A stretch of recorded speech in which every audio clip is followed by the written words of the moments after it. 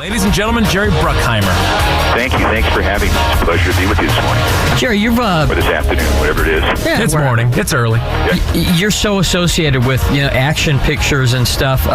Is that because when you were growing up, you were such a big fan of those kind of movies and wanted to do them, or did you just happen to kind of fall into that genre? It's a little bit of both. I loved The Great Escape when I dated myself with Steve McQueen, and I loved the David Lean pictures, Lawrence of Arabia and Bridge on the River Kwai. I grew up on those, and I love watching them, and that's why I make, hopefully, pictures as good as those. I thought you just grew up with cars flipping over, money flying in the air, and things exploding.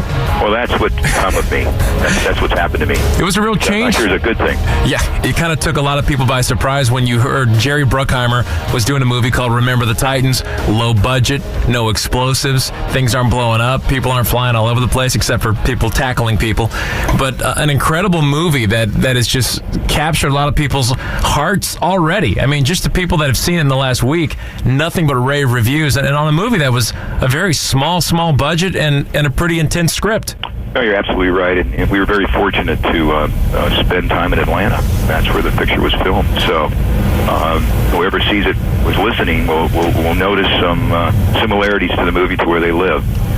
But you know what? It's a picture that's a triumph of the heart, triumph of the spirit. Those are pictures I love to do, of characters who overcome great difficulties to bring people together and brotherhood amongst men, which is this movie really encompasses all that. Yet it's romantic and it's funny and it's about heroes, real heroes who change the way we think. As a producer of your stature, I've got to believe that one of the daily things you go through is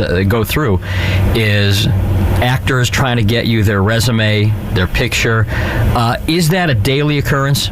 I mean, do you go to? We definitely get pictures every day from actors. I mean, when you go to, and, we have great casting directors who work with us, and they all get sent to them, and they get interviewed if the casting director feels they have the right kind of resume. Well, so some of them do get in the door. I'm kind of talking about like when you go to a restaurant. I'm sure the waiter will. I'm sure there've been waiters that have not been above slipping a resume under your plate, or a hotel clerk sliding something under your door. Things like that.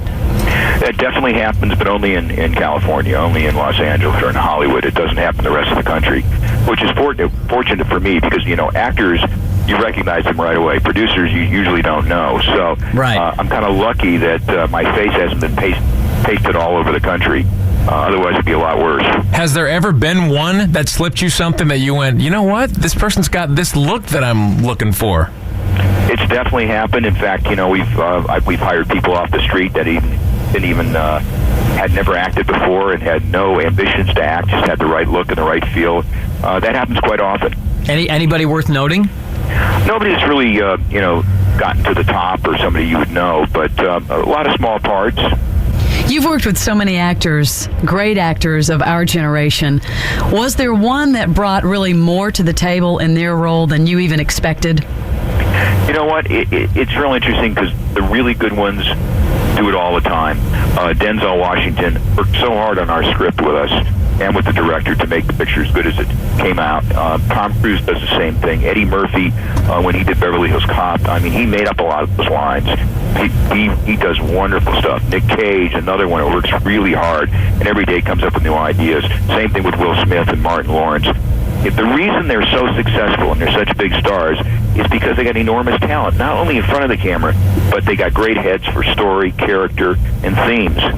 How much time did you actually spend in Atlanta, and any fond memories? I loved my time in Atlanta. I was there, I'd say, every other week when they were filming. I was there for a few days. It's a beautiful city. It got a little chilly towards the end. It got a little cold. We were in December, and we got a little frostbite, but it was okay. It's got great restaurants, great people. It's a very friendly city.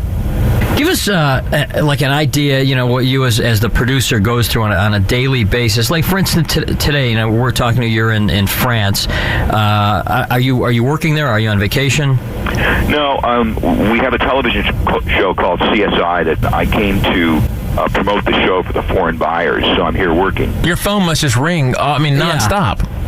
Well, you know what? I have a great staff, great group of people working with me, so they help me enormously when I'm out of town. And, you know, a typical day is doing what I'm doing right now, doing interviews on a picture that's out right now. We're in the editing room on Pearl Harbor, so that's finished filming a week ago.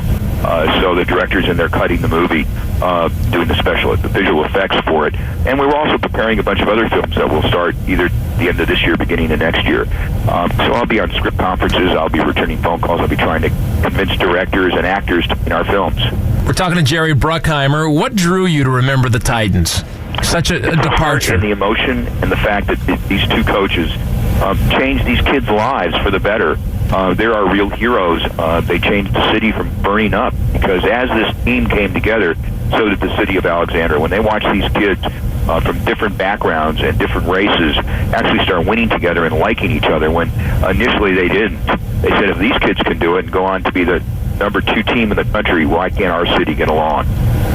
The ESPN piece ran this Saturday. I don't know if you saw it, but an in-depth, I think it was an hour, behind the scenes and talking to the real guys in the movie. That was pretty cool. Did you get to see it?